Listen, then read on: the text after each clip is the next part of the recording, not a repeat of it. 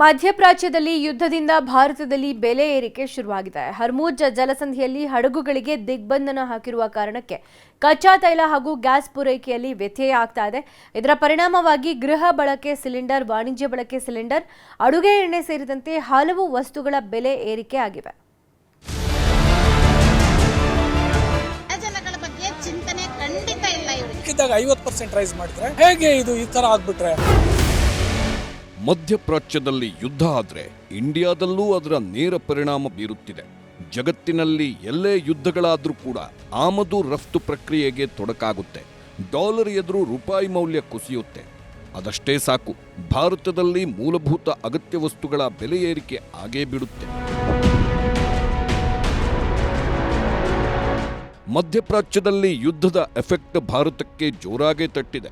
Hormuz ಜಲಸಂಧಿಯಲ್ಲಿ ಹಡಗುಗಳಿಗೆ ದಿಗ್ಬಂಧನ ಹಾಕಿರುವ ಕಾರಣಕ್ಕೆ ಕಚ್ಚಾ ತೈಲ ಹಾಗೂ ಗ್ಯಾಸ್ ಪೂರೈಕೆಯಲ್ಲಿ ವ್ಯತ್ಯಯವಾಗ್ತಿದೆ. ಹೀಗಾಗಿ LPG ದರ ಏರಿಕೆ ಮಾಡಿದೆ ಕೇಂದ್ರ ಸರ್ಕಾರ.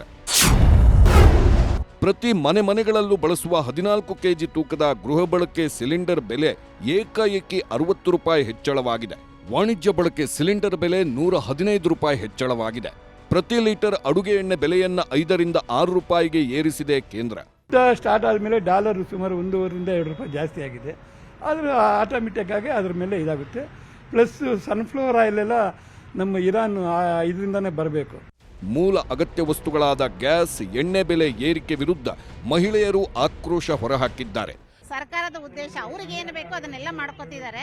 ಬಟ್ ನಮ್ಮ ಬಡ ಜನಗಳಿಗೆ ಏನು ಬೇಕು ಅನ್ನೋದ್ರ ಬಗ್ಗೆ ಈ ಸರ್ಕಾರ ನಿಜವಾಗ್ಲೂ ಯೋಚನೆ ಮಾಡ್ತಿಲ್ಲ. ಕೇಂದ್ರ ಆಗಲಿ ರಾಜ್ಯ ಸರ್ಕಾರ ಆಗಲಿ. ಎಣ್ಣೆ ಮತ್ತೆ ಗ್ಯಾಸು ಅದನ್ನೇ ಅಂತ ಅಲ್ಲ, ಪೆಟ್ರೋಲಿಂದ ಪ್ರತಿಯೊಂದೂ ಎಲ್ಲ ಜಾಸ್ತಿ ಆಗಿದೆ.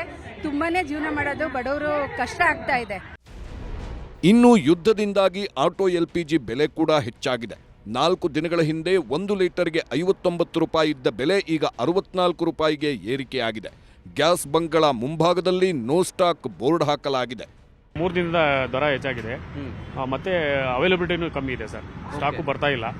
ನೋಡೋಣ, ಈ ನಾಳೆ ಏನಾರು ಬಂದರೆ ಸೇಲ್ ಮಾಡ್ತೀವಿ, ಇಲ್ಲ ಸ್ಟಾಪ್ ಮಾಡಬೇಕಾಗುತ್ತೆ. ಮತ್ತೊಂದೆಡೆ ಪಠ್ಯಪುಸ್ತಕಗಳ ಬೆಲೆ ಕೂಡ ಏರಿಕೆ ಆಗ್ತಿದೆ. 2026-27ನೇ ವರ್ಷದ ಪಠ್ಯಪುಸ್ತಕಗಳ ಬೆಲೆ 40% ರಿಂದ 50% ಏರಿಕೆ ಆಗಲಿದೆ. 3ನೇ ಕ್ಲಾಸ್ ಪರಿಸರ ಅಧ್ಯಯನ ಪುಸ್ತಕದ ಬೆಲೆ 22 ರೂಪಾಯಿಯಿಂದ 45 ರೂಪಾಯಿಗೆ ಏರಿಕೆ ಆಗಲಿದೆ. 2ನೇ ತರಗತಿಯ ಗಣಿತ ಪುಸ್ತಕದ ಬೆಲೆ 25 ರಿಂದ 51 ರೂಪಾಯಿಗೆ ಹೆಚ್ಚಳವಾಗಲಿದೆ.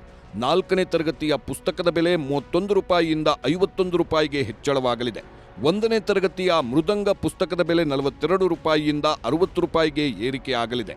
ಈ ಬೆಲೆ ಹೆಚ್ಚಳದ ವಿರುದ್ಧ ಖಾಸಗಿ ಶಾಲೆಗಳ ಒಕ್ಕೂಟ ಆಕ್ರೋಶ ಹೊರಹಾಕಿದೆ. ಶಿಕ್ಷಣ ಇಲಾಖೆಗೆ ದೂರು ಕೊಡಲು ಖಾಸಗಿ ಶಾಲೆಗಳ ಒಕ್ಕೂಟ ನಿರ್ಧರಿಸಿದೆ.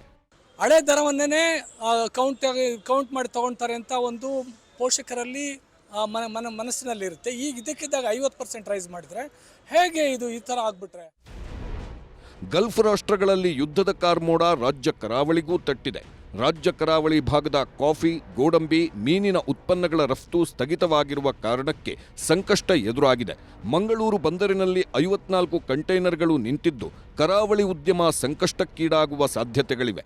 ನಮ್ಮದು ಲಾಜಿಸ್ಟಿಕ್ಸ್ ಕಾಸ್ಟ್ ಮತ್ತು ಅವೈಲಬಿಲಿಟಿ ಆಫ್ ಶಿಪ್ಪಿಂಗ್ ಲೈನ್ಸ್ ಮತ್ತು ಆಫ್ಕೋರ್ಸ್ ಈಗ ಮಿಡ್ಲ್ ಈಸ್ಟನ್ನೇ ಡಿಪೆಂಡ್ ಆಗಿರುವ ಇಲ್ಲಿಂದ ಸಪ್ಲೈಯರ್ಸ್ ಇರುತ್ತಲ್ಲ, ಅವರಿಗೆಲ್ಲ ತೊಂದರೆ. ಈ ಮಧ್ಯೆ LPG ಬೆಲೆ ಏರಿಕೆ ಸಂಬಂಧ ರಾಜಕೀಯ ಕಚ್ಚಾಟಗಳೂ ಜೋರಾಗಿವೆ. LPG ಬೆಲೆ ಏರಿಸಿದ ಕೇಂದ್ರದ ವಿರುದ್ಧ ಸಚಿವ ಪ್ರಿಯಾಂಕ್ ಖರ್ಗೆ ತರಾಟೆಗೆ ತೆಗೆದುಕೊಂಡರು. ಅದಕ್ಕೆ ಪರಿಷತ್ ಪ್ರತಿಪಕ್ಷ ನಾಯಕ ಛಲವಾದಿ ಟಾಂಗ್ ಕೊಟ್ಟಿದ್ದಾರೆ. Prime minister of India, I will deeply appreciate your concern on the current crisis than going wishing for marriage. ನಾಳೆ ನೋಡಿ ಮತ್ತೆ ನಿನ್ನೆ ಸೆಮಿಫೈನಲಿಗೆ ವಿಶ್ ಮಾಡಿದ್ರು, ಅದಕ್ಕೆ ಪುರ್ಸೋತಿದೆ. ನಾಳೆ ಫೈನಲ್ ಇದೆ, ಆಲ್ ದ ಬೆಸ್ಟ್ ಅಂತಾರೆ. ಬೆಳಿಗ್ಗೆ ನೋಡ್ರಿ ನೀವು. ತಪ್ಪಾಗಿದ್ದರೆ ಪ್ರಶ್ನೆ ಕೇಳಿದ್ರೆ ಪ್ರಬುದ್ಧರು ಇದಕ್ಕೆ ಏನಾದರೂ ಇದ್ದರೆ ನಾವು ಉತ್ತರ ಕೊಡಬೇಕಂತ. ಅಪ್ರಬುದ್ಧ ಪ್ರಶ್ನೆಗಳಿಗೆ ಉತ್ತರ ಕೊಡೋ ಅವಶ್ಯಕತೆ ಇಲ್ಲ.